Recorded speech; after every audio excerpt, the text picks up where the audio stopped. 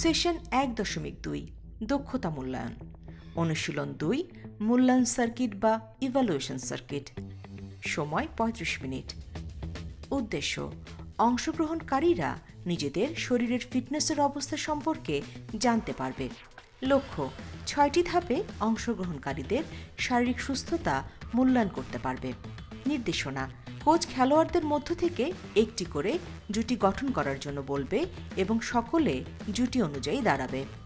যে যে বিষয়ে মূল্যায়ন হবে সে বিষয়গুলোর নাম এবং কোনটি কিভাবে পরিচালিত হবে তার প্রক্রিয়া অংশগ্রহণকারীদের কোচ জানাবেন।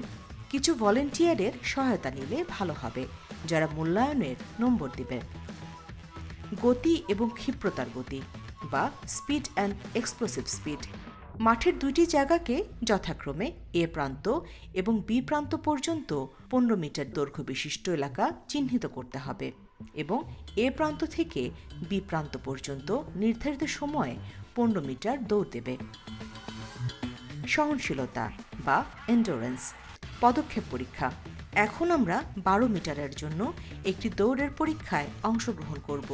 দৌড় শুরু হলে অংশগ্রহণকারীরা ও কোচ উভয়ই গণনা করবে কে কত পা দৌড়ালো। প্রত্যেককে কে কত পা দৌড়াতে সক্ষম হলো তার গণনা করতে হবে। দ্রুতবেগ বা এজিলিটি। এখন আমাদেরকে ৩০ সেকেন্ডের জন্য পয়েন্ট এ এবং পয়েন্ট বি বা ৪ মিটার দূরের মাঝের অংশে সামনে পিছনে আসা যাওয়ার অনুশীলন করতে হবে। শক্তি বা স্ট্রেংথ।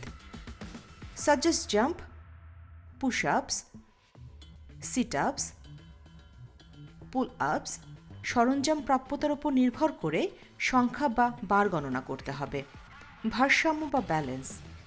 এখন আমাদেরকে এক পায়ের আঙ্গুলের ডগায় ভর দিয়ে ভারসাম্য বজায় রাখতে হবে। কোচ নিজে একবার করে দেখাবেন এবং পরবর্তীতে কার কত সময় ধরে হচ্ছে তা গণনা করবেন। নমনীয়তা বা ফ্লেক্সিবিলিটি।